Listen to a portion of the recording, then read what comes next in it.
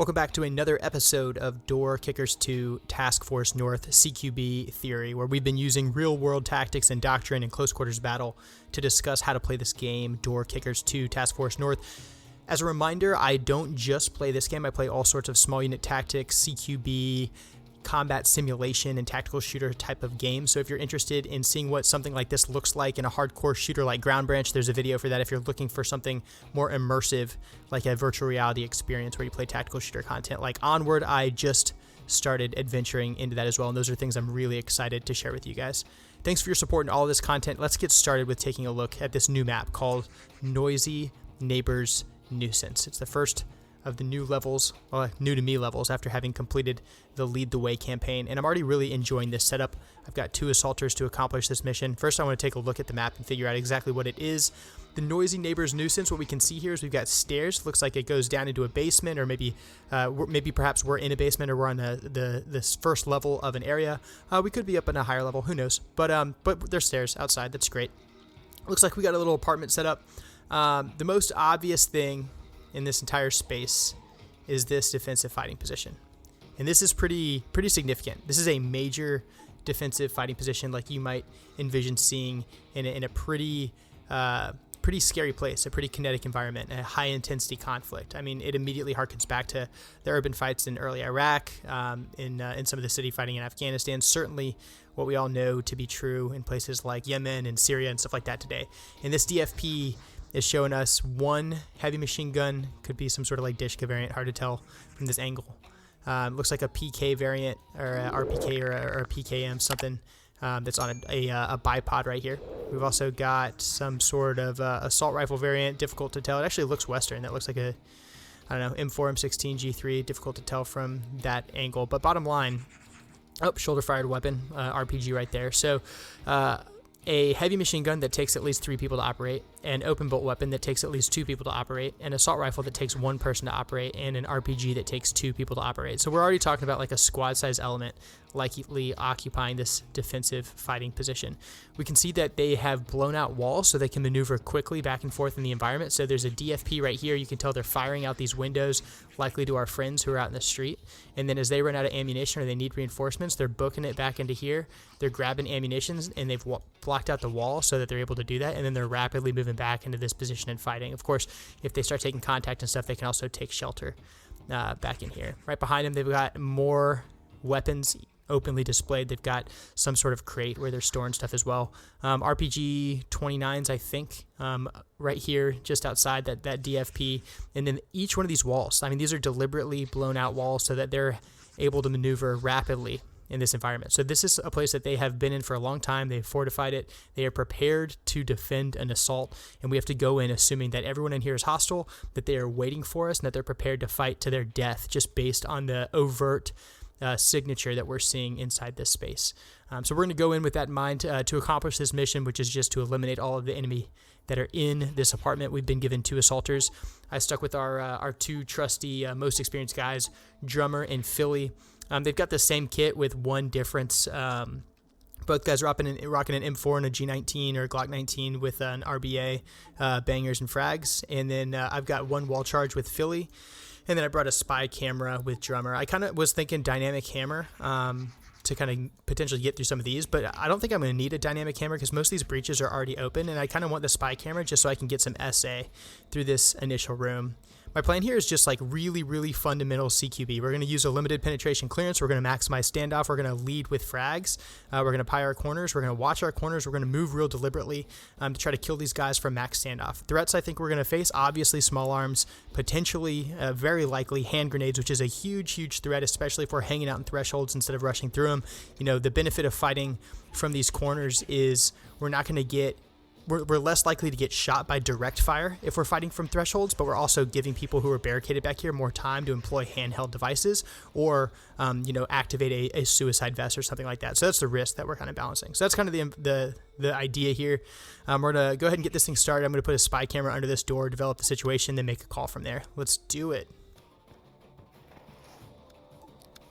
I have 1, 2, 3, 4, 5 immediately visible. I didn't see this previously, but there's a cellar over here, or maybe it's like a looks like ladders maybe, up to a cupola or something. So there could indeed be people coming down from upstairs to come after us that way. I've got 2 visible here. Yeah, this is looking spicy. Man.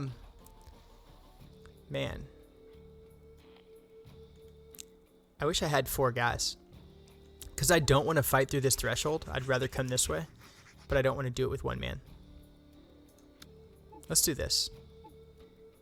Let's you set this door charge. We'll pull security for you while you do it. And then you set this wall charge. And we'll pull security for you while you do it. So this way, we may not use this wall charge, but it'll at least give us an option if we end up needing it, so that we just have maximum flexibility. All right, we know there's 5 guys in here. We're going to put a frag right here. We're going to put a flashbang right here. We'll link those to a go code.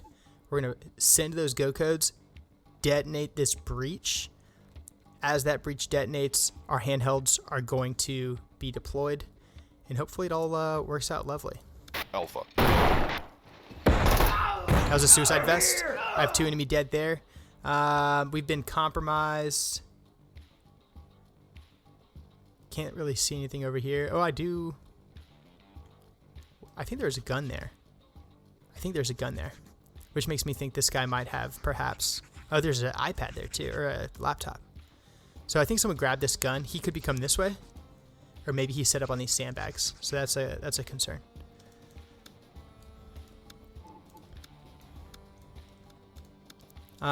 This guy's still affected by that stun grenade. I'm going to try to get a frag on him. Oh, there's 2. We're going to bail out of the way. They've got 2 barricaded shoes there. We're going to bail out of the way as fast as we can. Oh my god. Alright, push back. Redominate this space. High-low this corner. Both those guys are indeed dead.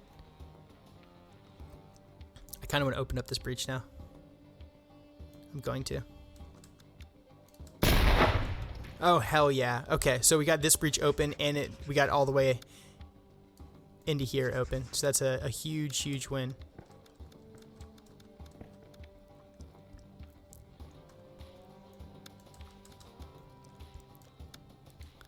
Okay, we don't really have the ability to make an L yet, but we do have an avenue for it now. So depending on how complicated this situation becomes, we might be able to achieve deep fires here and then still maneuver on their flank there. So I'm going to continue to develop this. I'm going to see if I can peek this corner and get an idea of what I'm facing down here.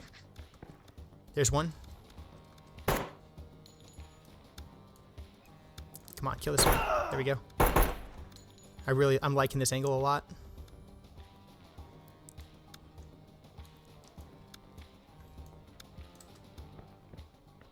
Okay, I got one more deep right here. I might be able to take this shot.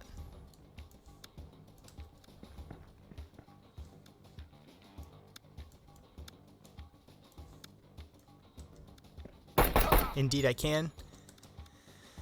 Okay, I'm going to go ahead and just creep up into this spot here, because that gets me secured in this door. Alright, so what we've got right now is we still haven't seen any movement from here. I'm still concerned that a squirter could come down from like a cupola or something upstairs. I have not yet cleared out the rest of this DFP, so I definitely need to get in there.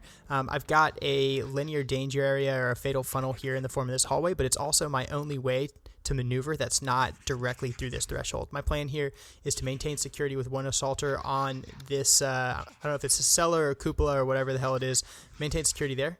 And then with my other assaulter, I'm going to creep this corner, which is dangerous, certainly by himself, but I think it's among our best options. I am going to lead with a flashbang because the risk associated with going solo.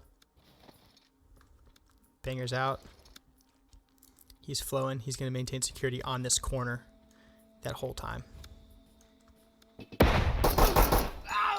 Hell yeah. Okay, so we had good cross coverage. Banger stunned both the guys. We ended up getting 2 Simo engagements right there, knocking out both those dudes.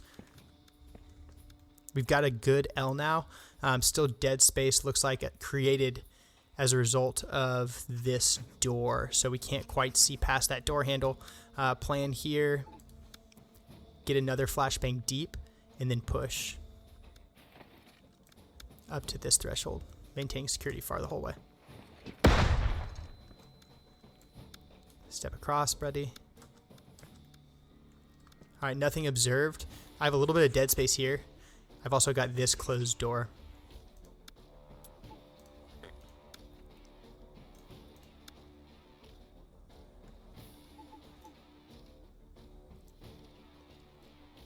And I've got this dead space here. Okay, I'm gonna creep up to this angle.